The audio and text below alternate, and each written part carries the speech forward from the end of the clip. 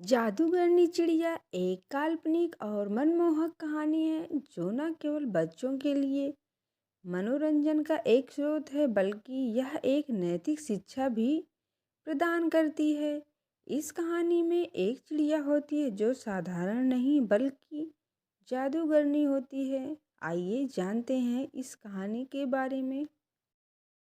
बहुत समय पहले एक हरे भरे और शांत जंगल में एक छोटी सी चिड़िया रहती थी। उसका नाम नील था। नील दिखने में सामान्य चिड़िया जैसी ही थी, लेकिन उसके पास एक खास ताकत थी। वह जादू कर सकती थी। नील के पास यह जादू उसकी दादी से विरासत में मिला था, जो खुद एक महान जादूगरनी थी।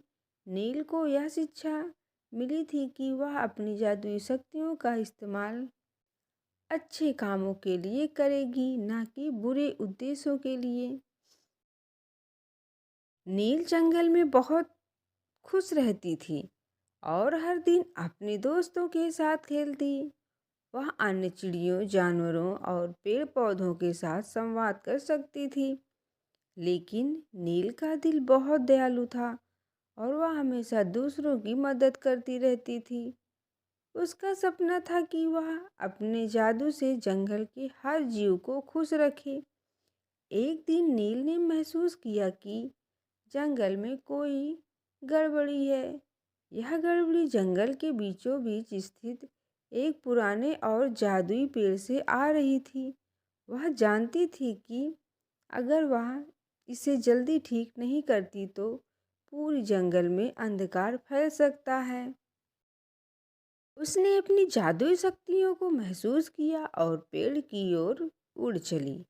जब नील उस पेड़ के पास पहुंची तो उसने देखा कि पेड़ की जड़ें सूखने लगी थी और उसकी शाखाएं मुरझाने लगी थी।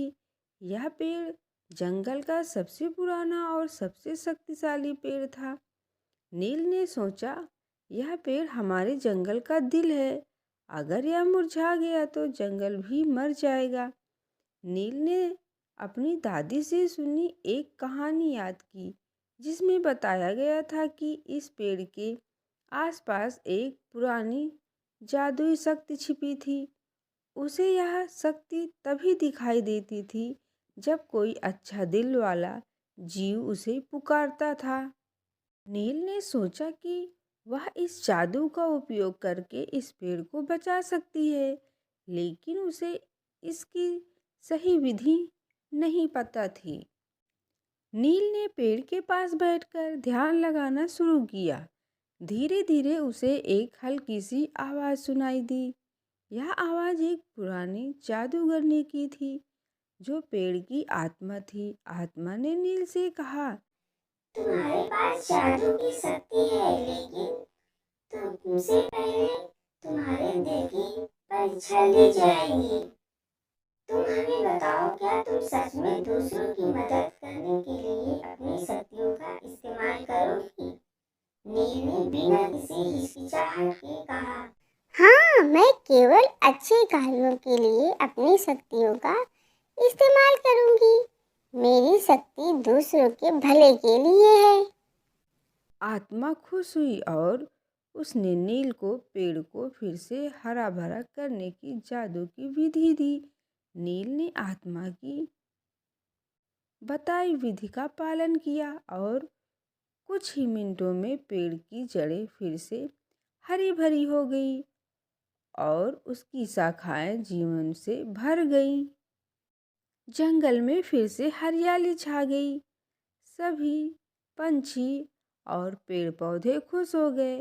नील को जंगल के सभी जीवों ने धन्यवाद दिया और उसे उनकी हीरो माना। नील ने यह सिद्ध कर दिया कि जादू केवल ताकत नहीं बल्कि सच्चाई और दयालुता की शक्ति है। नील ने फिर से अपने पुराने जीवन में लौटने का निर्णय लिया, लेकिन अब वह जानती थी कि अपनी शक्तियों का सही इस्तेमाल करने का क्या मतलब होता है। उसकी यात्रा यही खत्म नहीं हुई थी, क्योंकि उसने यह ठान लिया था कि वह हमेशा जंगल के जीवों की मदद करती रहेगी और अपने जादू से इस संसार को बेहतर बनाएगी। जादूगरनी चिड़िया की कहानी हमें यह सिखाती है कि असली ताकत केवल शक्ति में नहीं बल्कि हमारी नीयत और दिल में होती है। नील की तरह हमें भी अपनी शक्तियों का उपयोग अच्छाई के लिए करना चाहिए, चाहे वह किसी की मदद करना हो या किसी समस्या का समाधान ढूंढना हो। जब हम सच्चे दिल से काम करते हैं तो हमें सफलता जरूर मिलती है। इस कहानी में यह भी दिखाया गया कि हर समस्या का समाधान केवल बाहरी ताकत ही नहीं बल्कि अंदर की सकारात्मक सोच और अच्छे इरादों से होता है। एक घने जंगल में एक छोटी सी चिड़िया रहती थी। उसका नाम नील था। नील बहुत ही मेहनती और समर्पित चिड़िया थी। वह दिन रात जंगल में उड़ते हुए अपनी नन्ही चोंच से अनाज इकट्ठा करती और अपने घोंसले को सुरक्षित और आरामदायक बनाने के लिए तिनके इकट्ठा करती रहती। उसके आसपास के सभी जानवर उसकी मेहनत और ईमानदारी की सराहना करते थे। लेकिन एक दिन कुछ ऐसा हुआ जो नील की पूरी जिंदगी को बदल दिया। जंगल के पास एक बड़े तालाब के किनारे एक बड़ा पेड़ था जिस पर एक आलसी कौवा रहता था। उसका नाम कालू था। कालू पूरे दिन पेड़ पर आराम करता और किसी भी काम में अपना हाथ नहीं लगाता। उसकी आदत थी कि वह दूसरों की मेहनत का फायदा उठाता था।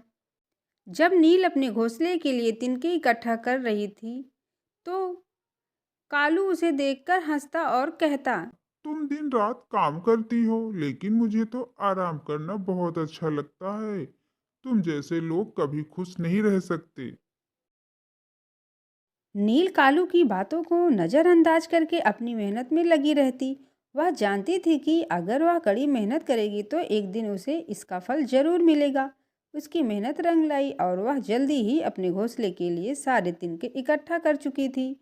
उसकी सर्दियों के लिए पूरी तैयारी हो चुकी थी। वहीं कालू कभी भी कोई काम नहीं करता था और यही कारण था कि उसे सर्दियों के लिए कोई खास सामग्री या तिनके नहीं मिले थे। सर्दियाँ आई और जंगल में ठंड पड़ने लगी। नील का घोंसला गर्म और सुरक्षित था। उसके पास खाने के लिए पर्याप्त अनाज भी था। वह आराम से अपने घोंसले में बैठी रहती और जंगल की सर्दी का आनंद लेती। लेकिन कालू को सर्दियों की ठंड से बहुत परेशानी हो रही थी। उसके पास न तो घोंसला था न ही खाने के लिए कुछ था। वह कई दिन तक भूखा और ठंडा रहा। अंत में वह नील के पास गया और और बोला, चिरप मुझे बहुत ठंड लग रही है और मुझे खाने के लिए कुछ नहीं मिला। क्या तुम मेरी मदद कर सकती हो?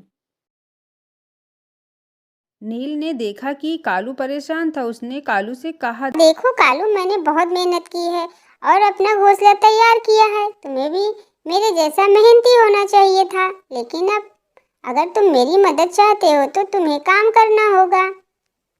मैं तुम्हें अपने घोंसले में रखने के लिए तैयार हूँ, लेकिन तुम्हें मेहनत करनी होगी।